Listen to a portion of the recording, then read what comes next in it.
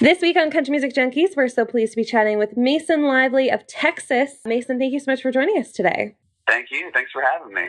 Well, we're really excited to talk to you about your new record that just dropped, which is so exciting. But before we get to that, I want to kind of take our listeners back to sort of the beginning for you. You're only 20 years old, but you've been in the industry for, 5 or 6 years now. You've been writing songs, putting together music. Let's go back in time a little bit and talk about how you kind of got started. Yes, ma'am. Well, it kind of makes me laugh when I hear like industry, because I've just been pretty much bar hopping since I was 16 years old. And it's kind of comical, 15, 16, because my parents are actually the ones that encouraged that, because they saw that I, took up playing and singing and eventually songwriting. So I just kind of felt the urge to do it. And I grew up in Victoria, Texas, a little town about an hour west of Houston.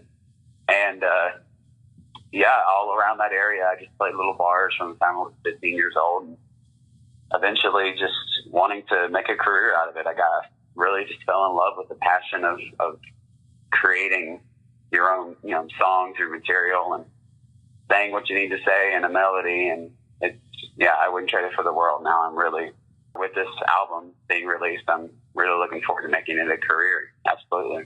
There you go. Now, talk to us a little bit about your first EP, Living Large in a Little Town. Again, we're going to get to the record, but I want to kind of give our fans a bit of a backstory to you. So talk to us about the Living Large in a Little Town EP and how that all came together originally.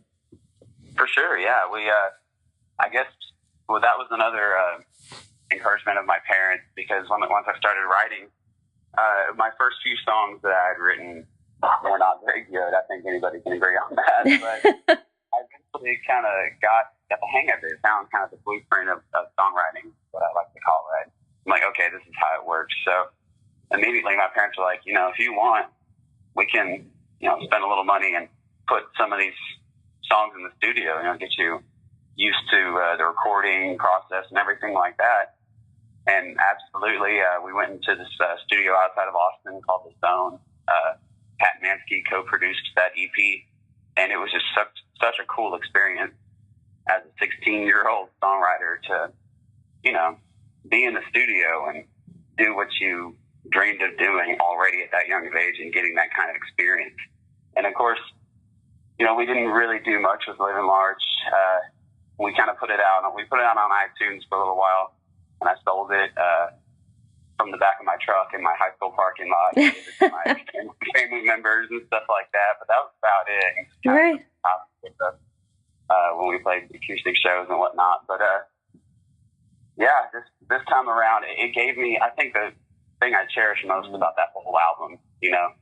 Looking back on it now with the songs that we have here on Stronger Ties, the writing is not as good as the stuff on Stronger Ties, but the studio is really what I took away from that, and the experience to go in there again, knowing how it's done and knowing how I want this, the shape of this album to mold, pretty much. For sure. That makes a lot of sense. It kind of was a stepping stone almost to this next record. Let's talk about Stronger Ties. It just dropped on April 6th. Talk to us a little bit about that record and what fans can expect. Yes, ma'am. Well, Stronger Ties, years in the making. The oldest song on there I wrote when I was 16, probably right after we did the little EP. And I just for a long time, I had a handful of songs that I had been refining and just making the best I can. And we got the opportunity to go back in the studio again. And I said, this time I want a full-length record. And during the process of planning for the record, we got hooked up with a booking and management agency out of Austin. So that was a huge blessing for us. We really took that as a sign, like, okay, let's go full force into this and make the record as best sounding as possible.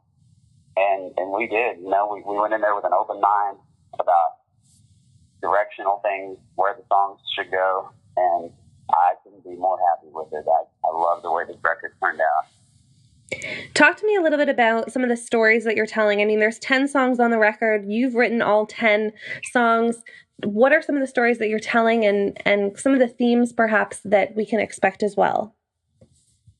Well, there's a couple of songs on there that make me seem bitter towards relationships because they're about, the woman that did you wrong.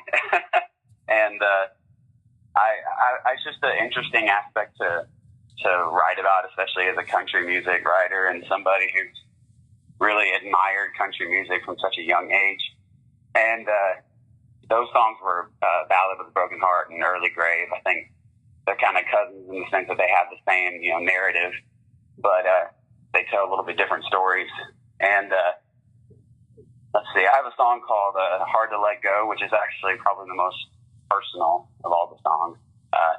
After I got, quote unquote, dumped from my high school relationship. And I feel funny telling the story because it's just a, high school relationship, but that's how somebody gets inspiration, I wrote this song, Hard to Let Go. That's why it's so personal to me, because it was everything I needed to say about, a heartbreak and stuff I learned from other songs about how they write songs about that.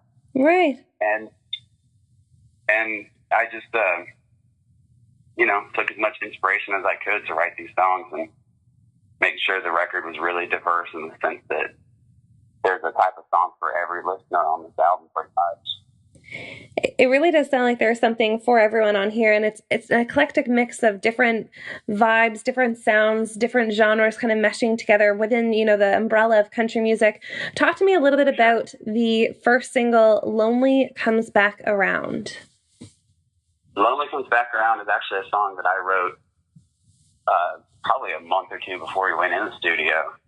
That one and Heavy Toll are my last two that I had written before going in. And Lonely, I thought it was an okay song at first, actually. But when we tracked it, we just really fell in love with the style that it went towards, which was a real Texas country Americana vibe to it. And right. Everybody was saying, once we got the final masters of the record, the radio promoter and our managers were telling me Lonely's a great first single. It's a catchy chorus. And the more I listened to it, I was like, you're right. I can see how. And the more I played it for my friends and stuff like that, I saw that they were catched on the chorus real quickly. And I said, maybe this is the route to go. So now I couldn't be more proud of our choice for the first radio single. And I'm glad to see it really start to catch on. Absolutely. Well, we're really excited for you. Again, this album dropped on April 6, 2018, so you can grab that for sure. Now, Mason, if fans want to grab the new record, if they want to connect with you, where's the best place for them to go? Any of my social media pages, Twitter at Mason Lively, Facebook Mason Lively, Instagram, MasonLively.com. That's where you can find tour dates, and you can also order a physical copy of the album there. Perfect. And, whenever you find yourself in Texas, come to a show. Absolutely.